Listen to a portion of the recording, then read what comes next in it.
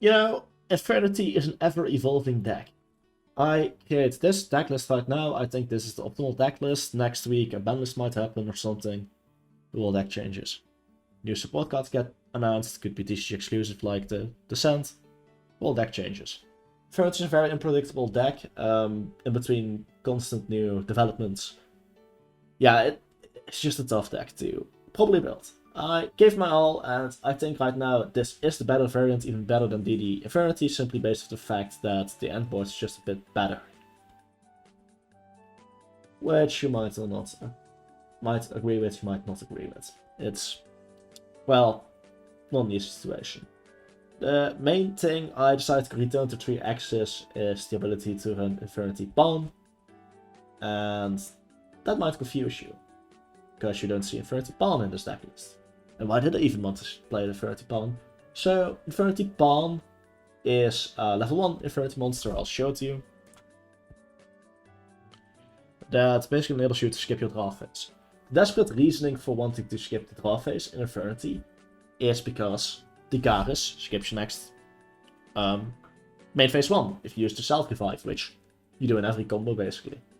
So, that means against control decks, and decks that play floodgates in general, going first set up your board, going second, then just place their floodgates. Turn 3, you draw a card. You have a card in hand, your barriers are no longer active. They can start playing their cards. That's a very big problem, and I try to salvage that, or bypass that, by at first trying to play Pawn. However, I found a better replacement for Pawn. Dr. Frankendur. This weird psychic dark monster? Yes, this weird psychic dark monster. Considering the fact we now have 2 immersive teleports, it can come up, and when it comes up it's great. Sadly not reliable. Theoretically you could cut to 40 cards. No idea what cards to cut. You don't want to randomly throw out extenders, because you're just trying to morph your Infernity cards, which you don't want to do. So it's basically Schrodinger's deck list. You kind of want to run more cards, but you also want to run less cards. It's one of the reasons why trying to build Infernity will drive you insane. There's just no winning with this deck. So, what does this card do? When this card, or if this card is normal special summoned, you can pay 500 life points to look at the top card of your deck. You place it on the bottom of your deck, or reveal it and add to your hand, but skip your next draw phase if added to the hand. This is a controlled draw. Not only is the controlled draw, which is just, it's a +1 if you can get off ETLA. That's great. It skips one next draw phase. Most decks see that as a negative thing. In our case, this means our barriers remain live even skipping on main phase 1, going into the battle phase, meaning control decks no longer win. Yeah, it's pretty fucking great. Theoretically, so why am I not running 3 copies of Frankendur then? Well, the answer to that is simple. This build then tends to get very bricky. Here's the deal. I instead opted to run Tour Guide again. It kind of is a hand trap magnet, which we like, means they can ash this, preventing ash from the actual, main combo. And it can summon Necromancer and Wildcat from hand. Or hell, even the Finnish Rhino Warrior. 3 of our Garnets are no longer trio Garnets if you draw them, because you can summon them from our hand, meaning it's easier to clear our hand. In an ideal world, Tsukinoko and Jackalope would bump up in numbers, and then could easily run more Frankendur. And maybe even run Allure, because that's one of the biggest issues as well, we can't run Allure. Garmusha Knight is dark, Dangers are dark, Frankendur is dark, but that's about it. Not enough of our deck is dark monsters, we cannot run the Allure of Darkness to clear our hands.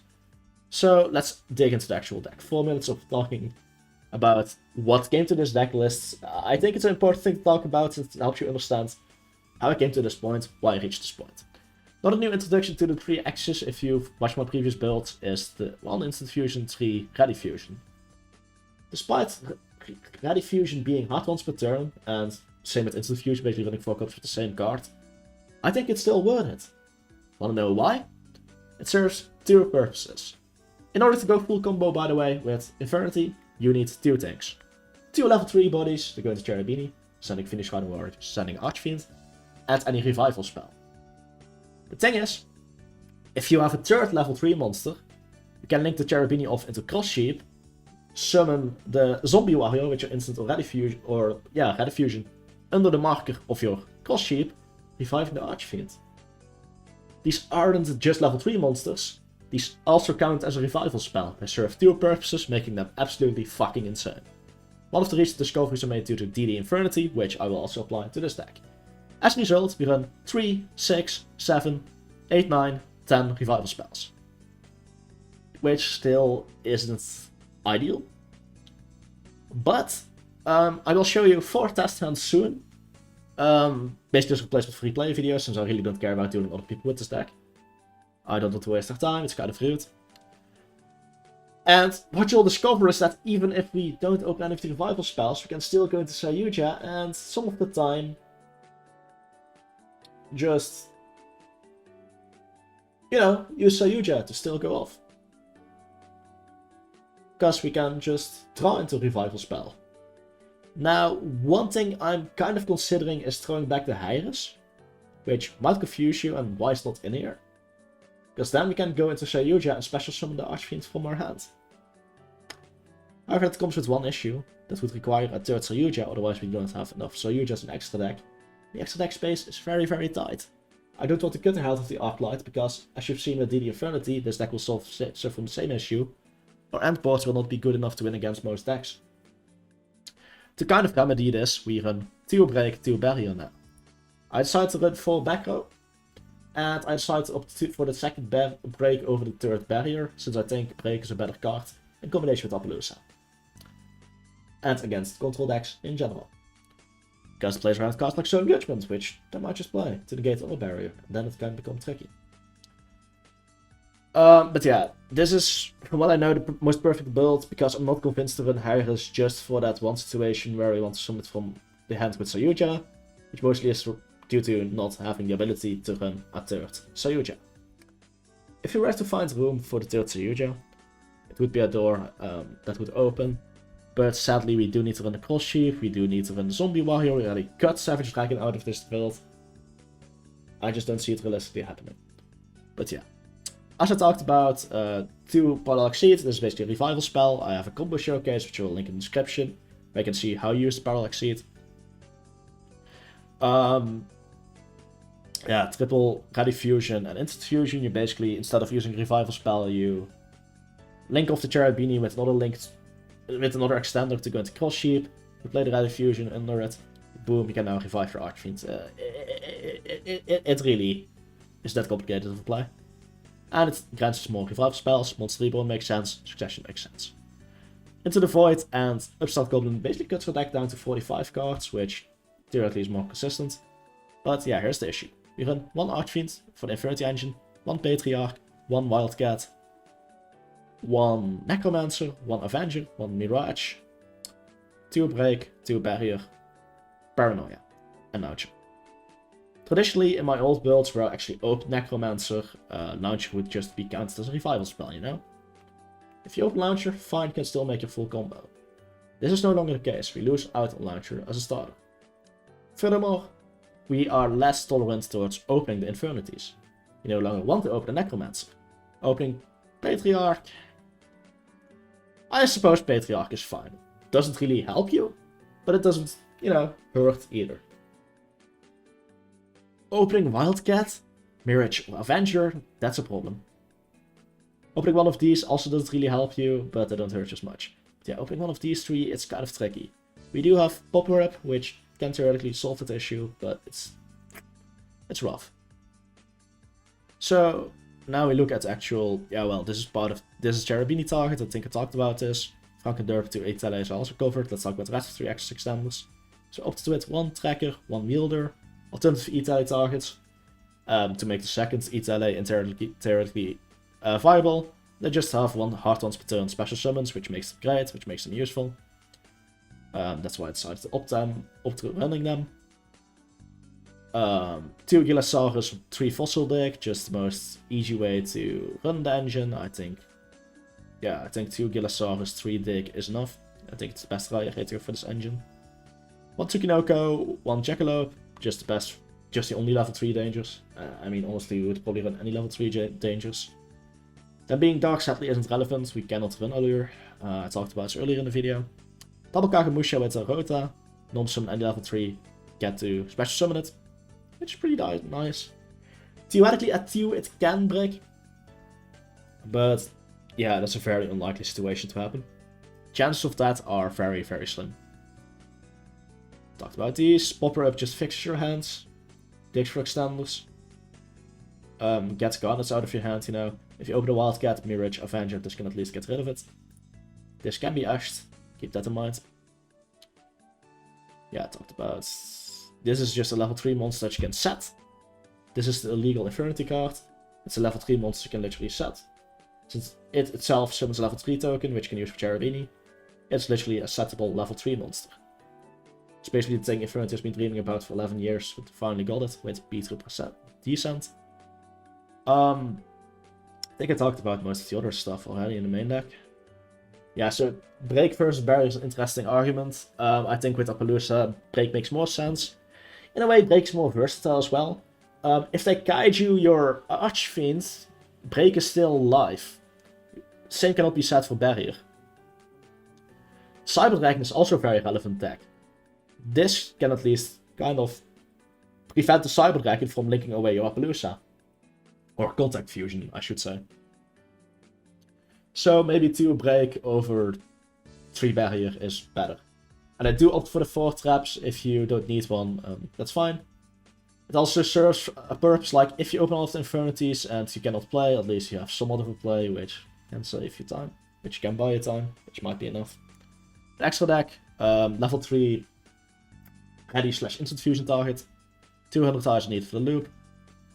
Just only negate that's very easy to make. You can always make this. It's why I run it over Savage Dragon. There's situations where I cannot make Savage Dragon. You can always make this at the end of your combo. It's just an additional negate, makes your board just that little bit better. The Gyarados is just a piece of the main combo. 2 Leviair often comes up. It doesn't always come up, but it can come up. Double Saryuja comes up in the main combo. Appaloosa is just a broken ass Link 4. It's not that expensive anymore, but if you for some reason this is like the only card you cannot afford, then especially with 2 Break and Chained Abomination, it's a decent choice. One could even argue, I might make a theory video on this soon, that especially with 2 Break in the deck, you can easily play this over Appaloosa against control decks. Like if you know you're playing against like Altergeist, okay, Altergeist may be a bad example, but for example Eldritch, you know, only runs like 5 monsters. Swap Appaloosa for Unchained Abomination, it does more. If a card on the field is destroyed by effect, except by itself, get the card on the field destroyed. So if your Break destroys a card, you get to pop another card. So let's say the set 4 pass, end phase, Break, Unchained Abomination destroys another one, during the end phase, destroys another card, 3 cards gone, draw phase happens, you break another card, Abomination triggers, you destroy another card. There are definitely arguments to run this over Appaloosa in the side deck. I would definitely recommend at least considering it. It's something I'm at least going to personally consider. And I can definitely recommend, especially with the 2 breaks in the deck. It's something that definitely needs to be tested as a side deck choice. Now I know side decking extra deck monsters isn't the most conventional thing to do.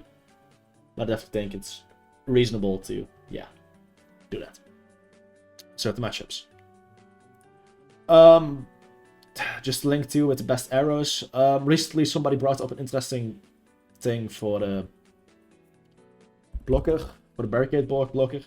Theoretically, if you open Into the Void, you can say, okay, first I resolve blocker, adding back the launcher, then I resolve Into the Void, discarding the launcher. However, I still have issues with it, since that means you have your 1 of Into the Void as a reason for it. And the attack of the Link 2s can come up. It definitely can come up. It can be the difference between finishing your opponent or not finishing your opponent. So I'm still not a fan of my barricade board blocker. Kind of see where people are coming from, but I don't think it's a correct choice. Cross Sheep is needed for the fusion plays. It's an additional way to make these revival cards. Hulk is needed for getting our Avenger. And Cherubini is the play starter still. As much as I roasted this card yesterday, it's still something we depend on. I guess I can bring up some additional side deck theory if you want to side deck. Dark Ruler No More is naturally a good card. Lightning Storm works. If you think you're going against control, Retribute works. You mostly want to side for going second. I suppose Prohibition, if you know your opponent's playing Troll and or Ash, pick the target you fear the most. It also works. Better than Cult by the Grave or Suppression. Suppression is worthless. That's a little bit side deck theory. Felt like some people might appreciate it. Now, of course, you're also wondering, Shinigami, what do I side out? Since you're going second, you can easily at least side out 1, maybe 2 traps. Depends on the matchup, depends how much you think you need your back row. You can also side out something like, you know, 1 fossil deck, upstarted into void can go. Yeah, theoretically you're less consistent, but it's the easiest way to side in cards in this deck. Siding in combo decks usually isn't easy. So I think I covered about everything with this deck profile on Infernity 3 axis. I'll create a master guide for this deck. I think I'll update it. I'll do a 1-on-1, probably for this variant. Even though the DD Infernity list is kind of dank and a lot of fun, I still think this superior version, yeah, it's the way things are.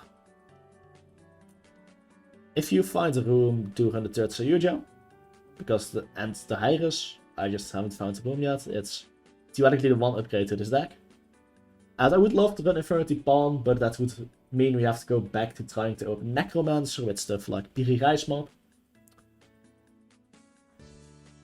And it just makes your deck less consistent. It adds more variables to the starting hand.